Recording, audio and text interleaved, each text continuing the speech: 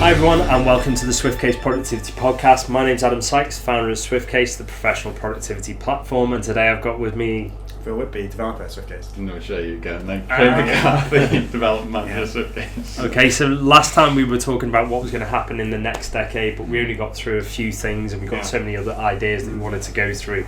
So we thought we'd carry on into a double episode on technologies and things we're going to see coming in the next decade. So last time we covered doors that open based on biometrics on your front door. Yeah, we covered reusable clothing, and then we touched on cars as a service and 3D printing. And missed anything? No, I don't think so. Mainstream. So I suppose we've covered some transport, we've covered some consumer goods. So I suppose what do we think is going to happen on devices? Right. Yeah, well, phones have got to get shaken up a little bit, haven't they? Something's going to happen. It's going to be, because otherwise, what's going on? Like, there's nothing happening. They're getting boring, aren't they? Yeah, I'm really bored. Well, they're kind of getting exciting from a camera point of view. Like, if you're a photographer. As a photographer. Yeah. But in terms of devices, the camera phones, even like 6 months, a year ago, I was like, they're nowhere near DSLRs or even mirrorless cameras. But now, with the latest revisions, they're so close that I'm sort of getting worried.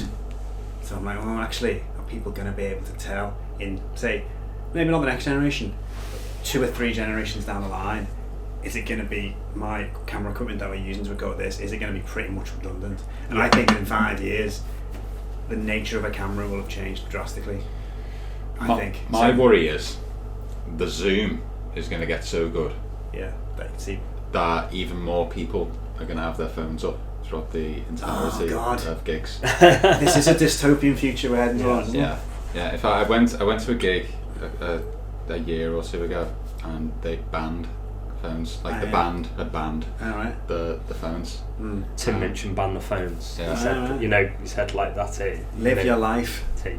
Put your phones away. Yeah. It was a whole thing, and it was quite nice. Actually, well, having said that, I was photographing a wedding recently, and one thing I've noticed over the years that's happening more is that when I'm doing group photos, it's very difficult for me to get people to look at my camera.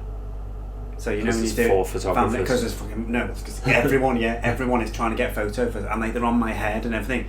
And so people end up looking at the people who are shouting, and I have to sort of go look into this camera. So again, it's like you're paying for this one. Yeah, you're paying for this one, and everyone can see these. Everyone can see these really high quality pictures.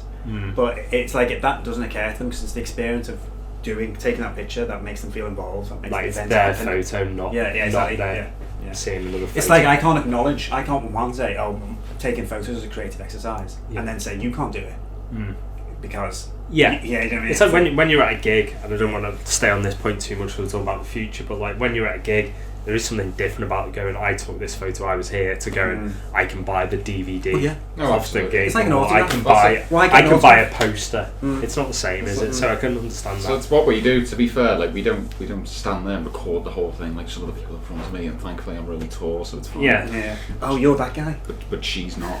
Yeah. So, we take a couple, maybe. It's so annoying. But we take a few, so we've kind of got something to look back on. We've got a little scrapbook for it. That's worth doing then. About 90% of people aren't. Exactly. Look at it. But I feel very conscious about the fact that I'm a very tall man with my little gangly arms in the air with an unbelievably massive phone as well. And everyone just wants to watch it. Maybe a future technology then is some kind of camouflage jammer. Isn't there like a Harry Potter camouflage like see-through phone? Yeah, so you can get. Well, it is effectively see-through because you're seeing what's happening behind the phone, aren't you? But you are, but it's not, is it? Because it's zoomed in. You yourself can be camouflaged so that people can see the gig through you.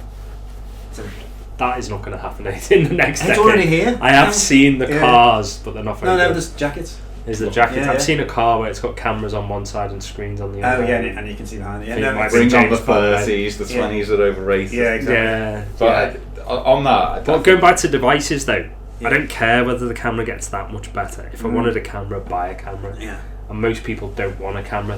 They're happy with the quality of the photo that they get. As long as it looks good. I printed out a photo this morning that's going to a grandparent for their birthday presents going in a frame. It came off a phone.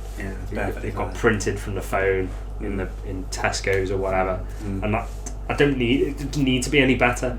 So is there going to be more convergence then? Do you think they're going to like embed printers within phones and things like that, or do you think they're just going to get minified or something? I just think I don't know that there's that much more you can do, unless you can make the device smaller but the screen somehow appear bigger. Well, it goes in cycles, doesn't it? Like it's like anything, I suppose. Like the phones, they were massive, they went small, they've gone big again. Well, the Motorola Razr is out now. Yeah. And that folds up. Finally, so that's what you're talking about. Well, not even necessarily that. The idea that we've never really had this hollow projecting. But isn't that like the flying car thing? It's never going to happen. And like this, isn't it? When you think about the interface, is it really that useful? Well, it's AR, isn't it? Really, in the grand scheme of things. You know. Yeah, if it's not augmented reality, AR is when you look through it, isn't it? So I suppose we could have that. You got like we were going to do the last decade, and something that didn't take off was kind of the Google Glass type thing, where we do have this kind or even Black Mirror with the contacts, where so the screen will not be a physical screen. It will somehow be projected in front of your eyes. There's a fantastic series that, and I know we're not huge fans of the BBC, but they did years and years. That was great. Doing some predictions for the future. That's fantastic. That was really gloomy, wasn't it? Yeah. But there was a brighter prediction. There was a particular thing in that where one of the girls had a phone, and it was like projecting like filters onto her face. Oh yeah, that's right. Thing. Oh, wasn't it like on her head? I can't remember. Yeah, it was something like so that. She wasn't hid even behind a film, was it? Yeah, Avatar. Yeah, so like, and what was interesting about that was she said she wanted to be a transhuman. So she was like, she told their parents she was trans, and they were like, oh, that's fine. And then she was laughing at them because they thought she meant transsexual, but she actually meant transhuman, and she wanted to die so she could upload herself into the cloud. Okay. Very Black Mirror-y. Yeah. So, I mean, I remember talking about future things years ago, maybe 15 years ago. I joined the Transhumanist Society, and we got like a membership pack and everything, just for a laugh. And it's still going, I think. And it was created with the notion that humans will be able to upload themselves like Lawnmower Man. And live and be immortal on a server somewhere. Like again, I watched an X-Files episode of the new series of the X-Files like a couple of years ago. I wouldn't admit that on here. What's that? I wouldn't admit that on here, isn't it? No, I love X-Files was like the series it's amazing. I used to be into. Yeah, but I mean, there'll probably be a reboot. It's a nostalgia. Yeah. Well, I think they were going for that, but I mean, the nostalgia of it makes it. Oh, it's like you still watch. What you call it, like Outer Limits or Mystery Theatre or something like that, Creep Show, those sorts of things. That's like, they're bad but they're good. But that was a similar thing. It was they were uploading their consciousness to servers, and eventually one day. But I'm think next 10 years going back to phone devices, I still don't think. I think we've hit the limit on what they can do, as far as we can do video. We can do good photos. We've got high-speed internet.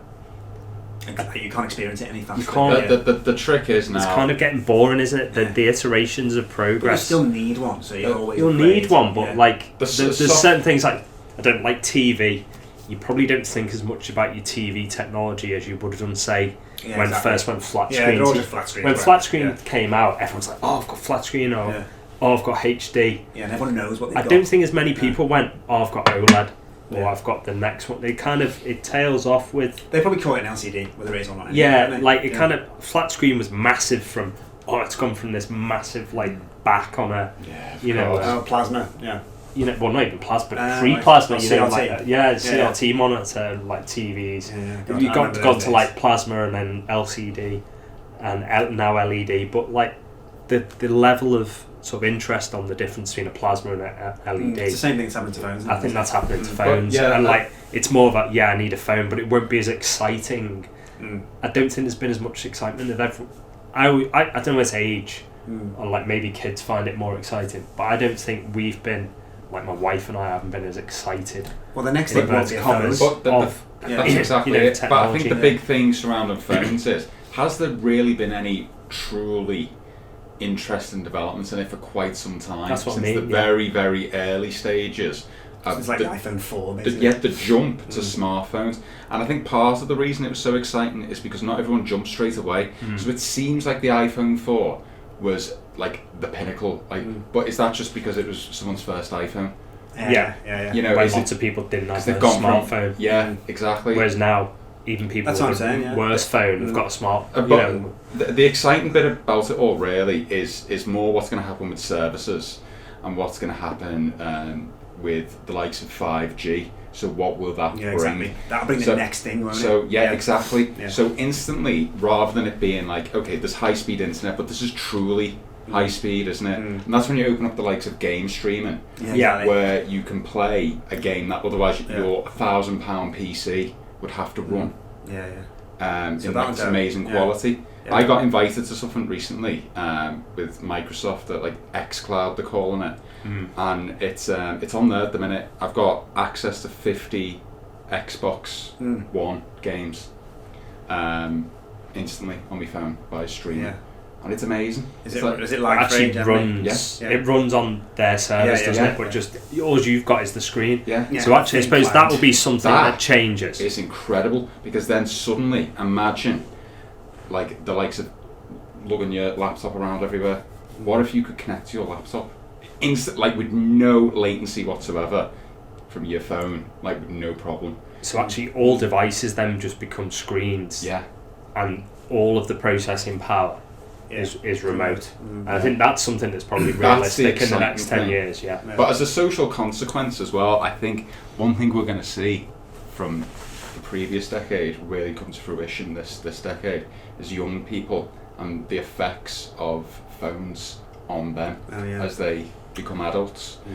And it'll be very interesting. But the positive side of things, I suppose, is we're going to probably have quite a lot of really confident people who they have the opportunity to the practice fact that skills they're that so never used had. to like having being on camera. These cameras. Imagine from 5 years, 6 years old, and that's going to be fascinating to just see what happens there and kind of the real generational gap. We'll seem like real fuddy-duddies, won't we? When they're awkward in front of the camera. And what people are going to do to combat what comes of that, really. Well, also the networking opportunity, like we were discussing, like how our generation, maybe the last generation, where we're so socially awkward about networking in certain ways, that the next generation, although they'll obviously still be kind of introverted people, but they'll just be well trained from a very early age to maximise networking for their own benefit. And of course, because everyone's now developing the possibility of developing your own in like business or cottage industry, that requires that network to be successful. Means that we'll probably see lots of small companies. Which with only 1 or 2 employees, like their people and their friends from school, being much more successful. Because I mean, traditionally that would be what business became. Friends from school went into business together and became successful. But like the possibility of that being sustainable for lots of people might be more realisable with the fast network and the skills they get from social networking.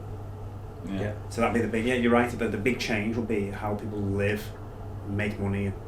We won't necessarily see the change in the physical nature. And I don't think there hasn't been a real physical jump for quite some time. It's all been software. It's like obviously the cameras have gotten better and things like that. But again, a fair bit of that relates to the software. But also, it's like just looking at the latest iPhone like release, they can now like video on like 2 or 3 cameras at once. So you're effectively getting like a television studio. Exactly. Not just like, I mean, having 2 phones is fine, but it's literally streaming from like the 50mm camera and the 28mm camera, and then the front-facing camera. So you could record someone 2 different angles and your own face all at the same time, which is it is only an incremental step, but it's quite a significant one in terms of these can't do it. These cameras can't do that. This is what's strange. These are professional cameras, and there's like this thing that's just a consumer product is exceeding professional capacity. So we're just going to see this people who wouldn't even consider themselves professionals or even interested in it playing with technology that was previously the preserve of the very rich. And I think that's always the case, though, isn't it? That's always the enabling case of it, isn't it? But I think this is one of these topics we could do continuously until the next decade. So again, if you've got any of your own predictions, drop them down below in the comment section, and we'll come and join you in the chat there. Yeah, and subscribe to see our predictions for the 2030s very soon, obviously. Probably top of my predictions is where you guys are going to head next, and I predict it will be swiftcase.co.uk, which is a timeless website, of course, where you can find out some of the things that we do and some of the services we provide, and also check us out on SwiftCase UK on all the social outlets, except TikTok. Thanks everyone for listening, and we'll see you again next time on the SwiftCase Productivity Podcast. Thanks.